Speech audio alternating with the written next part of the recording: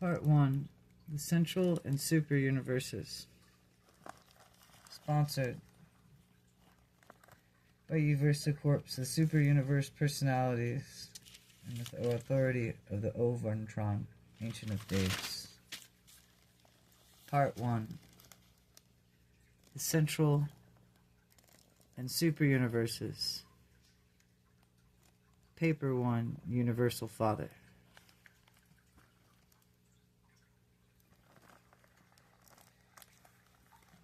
The Universal Father is God of all creation, the first and center source of all things and all beings. First, think of God as a creator, then as a controller, and lastly as an infinite upholder. The truth about the Universal Father has begun to dawn upon mankind when the prophet said, "You, God, you alone. There is none beside you.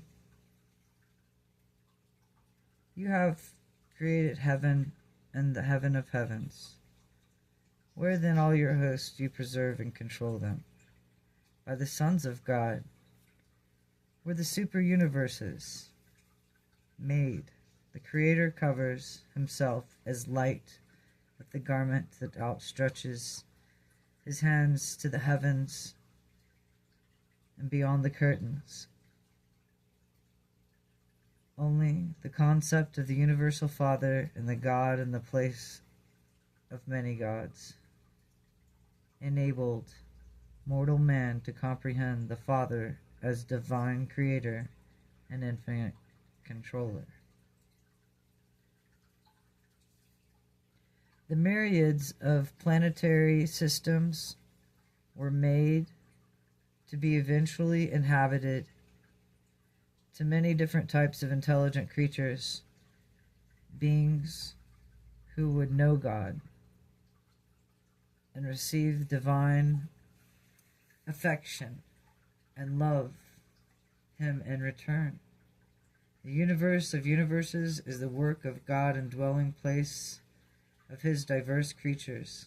God created the heavens and formed the earth as He established the universe and created this world not in vain, but He formed it to be inhabited. Well, the enlightened worlds all recognize and worship the Universal Father, the eternal Maker, the infinite upholder of all creations. The will creatures of the universe upon universe have embarked upon the long, long paradise journey. I'd say it's pretty long. Getting recycled quite a few times.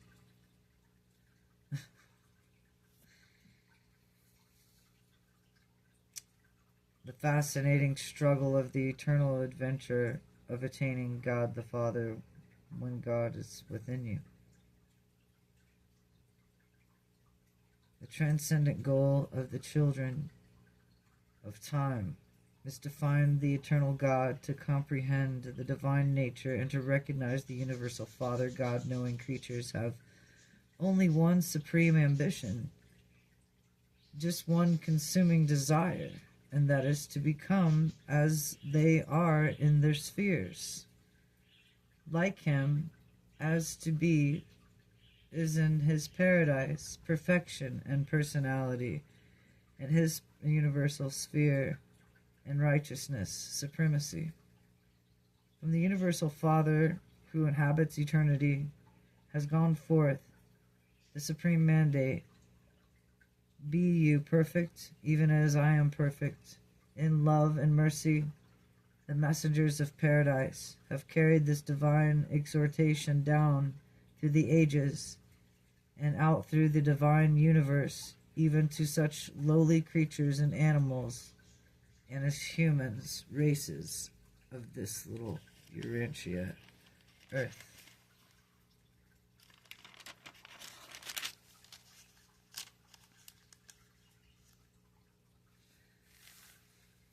This magnificent and universal injunction to strive for the attainment of the perfection of divinity is the first divinity and should be the highest ambition of all. The struggling creation of the God of perfection. This possibility of attainment of divine perfection is the final uncertainty, destiny of all man's eternal spiritual progress. URANTIA mortals can hardly hope to be perfect in the infinite sense, but it is entirely possible for humans starting out as they do on this planet to attain the supernatural divine goal which the infinite God has set for mortal man, and where thereby achieve the destiny, thy will, in all that pertains to self-realization and mind attainment, and attainment to be just as to replete in their own sphere of divine perfection as God himself in his sphere of infinity and eternity.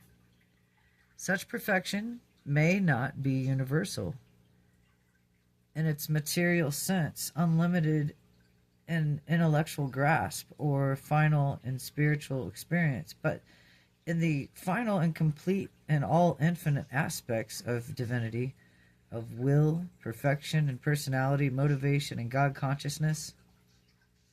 This is the true meaning of the divine command, "Be you perfect as I am perfect," which ever urges mortal man upward and onward and beckons him inward. Notice he said inward because Christ asked to be in your heart, right? So that's inward, and the heart is the greatest sphere of consciousness in the human. Inward in the long and fascinating struggle for the attainment of higher levels of spiritual values and universe meanings.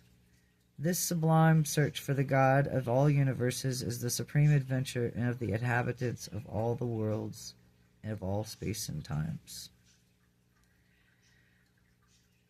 Number 1, the Father's name.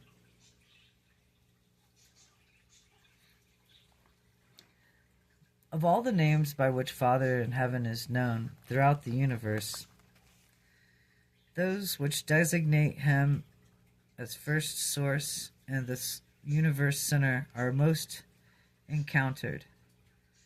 The first Father is known as various names in universes and different structures in the same universe. The names which creatures are the Creator, the first source, the universal center, was never revealed by only a name, only by nature, for which we believe that we are the children of this Creator. It is the only natural that we should eventually call him Father. But it is, I love to call him Abba, it's Father, same thing. But it is the name of our own choosing, and it grows out of the recognition of our personal relationship with the first source and Creator. So everybody has a different personal relationship with the Creator, with first source and center, who is Abba God, the only Father. And the universal Father never imposes any kind of arbitrary recognition or formal worship or slavish service upon the intelligent will creatures. Let's get that clear right now. And that's exactly what this says. So, Universal Father never imposes any form or arbitrary recognition of formal worship or slavish service of intelligent will creatures. Okay, which would be you guys. He doesn't force that. That's something that comes from within because you love him. If you concentrate on him, love him, that's a relationship. That's like loving on him. It isn't forced. He doesn't encourage that. Okay? Inhabitants, the evolutionary inhabitants of this world, So, no slavish service upon the intelligent will creatures of the universes. The evolutionary inhabitants of the world of time and space must of themselves in their own hearts recognize love, voluntary worship. The Creator refuses to correct or compel the submission of the spiritual free wills in his material creatures. The affectionate dedication of the human will to the Father of the Father's will is the man's choicest gift of God. In fact, such consecration of the creature will constitutes man's only possible gift of the true value to the Paradise Father. In God, man lives, moves, and his being. There is nothing which man can give to God except this, choosing to abide by the Father's will, and such decisions affected by intelligent will creatures of the universes constitute the reality of that true worship, which is so satisfying to the love-dominated nature of the Creator Father. It's beautiful because he is a loving Father. When you have once become truly God conscious, after you really discover the majestic Creator and being, to experience the realization of the indwelling presence of the Divine Controller, then in accordance with your alignment and your enlightenment, in accordance with the manner and the method of which the Divine Sons reveal God, you will find a name for the Universal Father, which will adequately express your concept. Like I told you, mine's Abba for him, for the concept of the first great source and center. And that's what Jesus called him too, was Abba. So he's the only one to be called Father, the first source and center of all of us. And so, on different worlds and in different various universes, the Creator becomes known by numerous appellations in spirit and relationships, all meaning the same in words and in symbols, each name standing on its degree or depth or of enlightenment or enthronement in the hearts of his creatures of any given realm. Near the center of the universe of universes, the Universal Father is generally known by his name, which has been regarded as meaning the first source, farther out in the universes of all space and beyond all time, in terms of employed and designated to the Universal Father, more oftentimes Universal Center. Still further out in the starry creation, he is known as the headquarters of all worlds of your local universe, and as the first creature and creative source of divine center in one nearby constellation, God is called the Father of universes. In another infinite upholder in the east, the divine controller, he has been designated as the Father of all lights and the gift of all life and the all-powerful one. On these worlds, where a Paradise Father and the Son has lived in a bestowal life, God is generally known as the same name is indicative as personal relationships, tender affection, and fatherly devotion. On your constellation and headquarters, God is referred to as a Universal Father, and on different planets and on your local systems and inhabited worlds, he is variously known as Father of all fathers, the Paradise Father, the Havana Father, the Spirit Father. Those who know God through revelations of the bestowals of the Paradise Sons eventually yield to the sentimental, and the bestowals of the Paradise Sons eventually yield to the sentimental appeal of the touching relationship of the Creator. an association creature with Creator, as referred to as God our Father.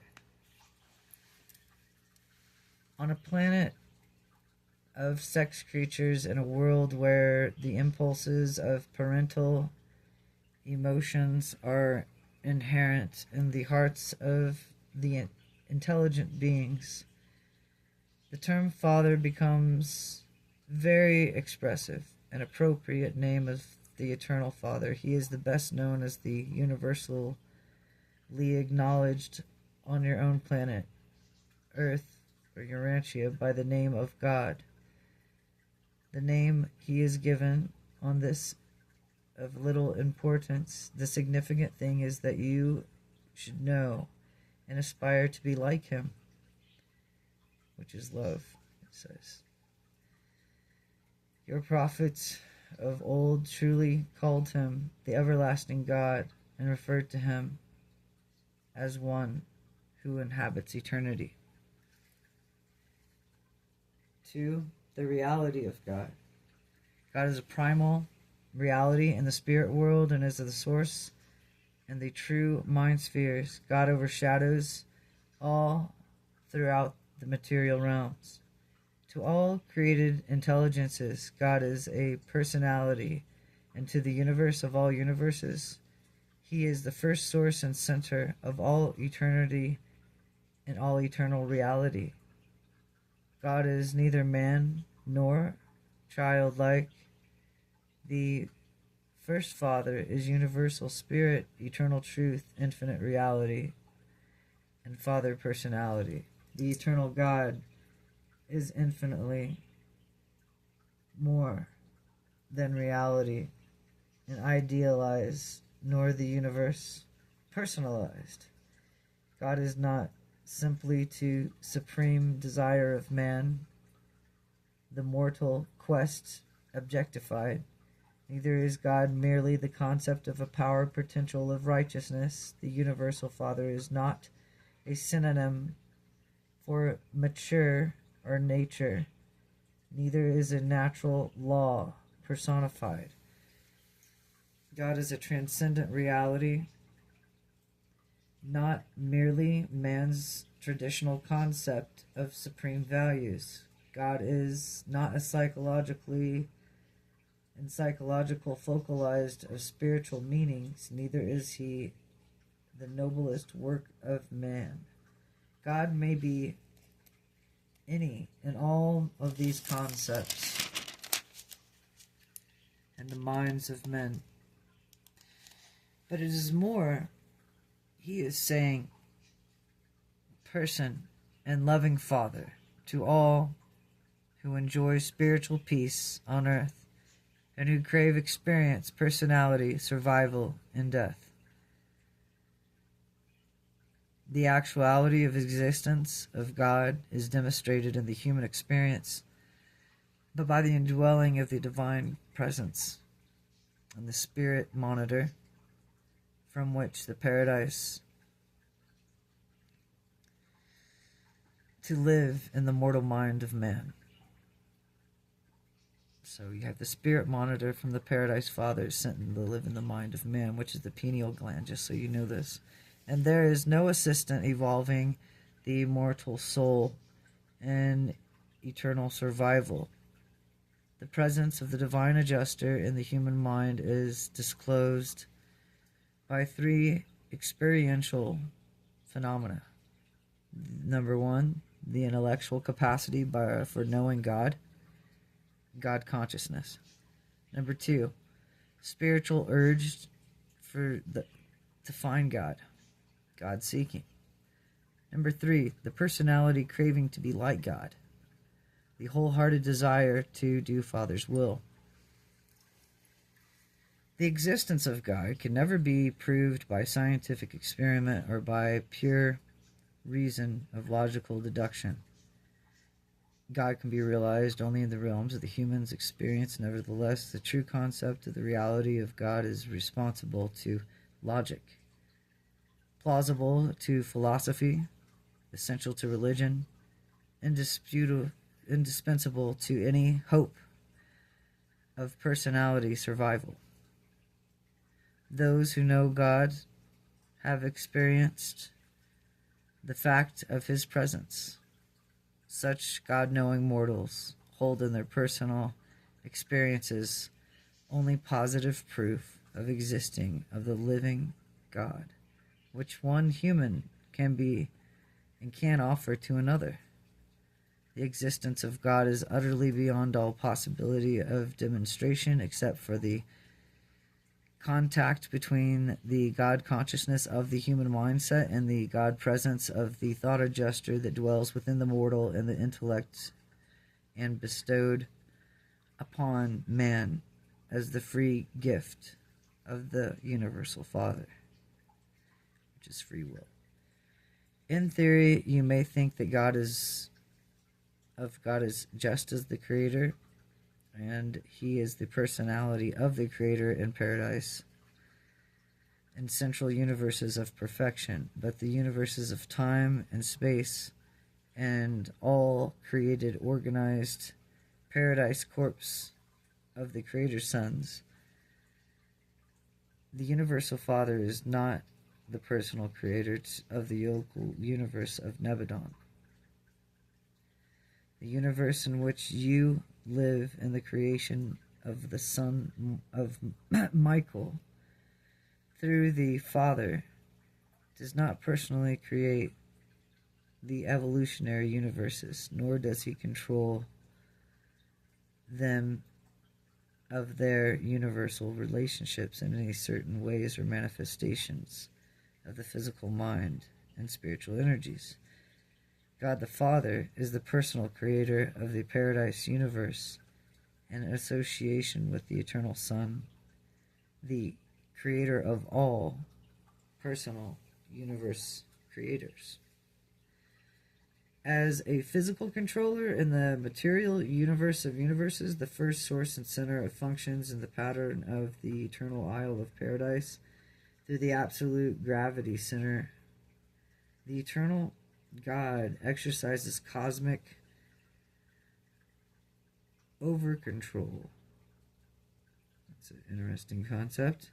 Of the physical level equally in eternal super and central universes throughout the universes of universes. As mind, God functions in the deity of the universe spirit.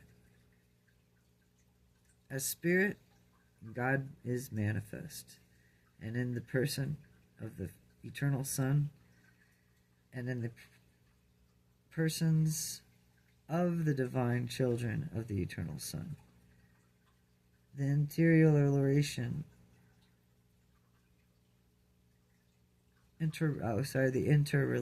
of the first source and center with the co-coordinate persons and the absolute's paradise, not in the least prelude to direct personal action. The universal Father throughout all creation and all levels thereof, the presence of his fragmentized spirit, the Creator Father, maintains intimate contact with his creature children of his created universes. So you know how we always think of ourselves as separate from God. We're fragmented, we're separate. Fragmented means separate from God, and we are the creature children created in his created universes, right? Not directly from him, but we're fragmented off of him. And Son Michael, which is Yeshua Christ, is sent to rule over these lower realms, to take care of us, to get through this. But he is the creator of the paradise heavens. And, as we say before, there's copies of copies. These lower realms are the copies of copies. That's why you see some of the stuff falling apart down here, the Matrix.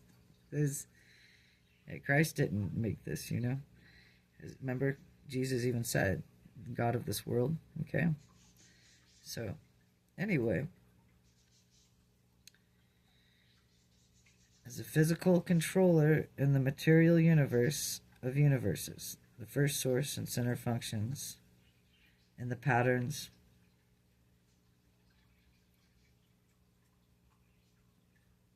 the patterns again, and the patterns of the eternal Isle of Paradise, and through this absolute gravity center, an eternal God exercises cosmic over control at the physical level of equally in the central universe and throughout the universe of universes. As mind, God functions in the deity of the infinite spirit as spirit.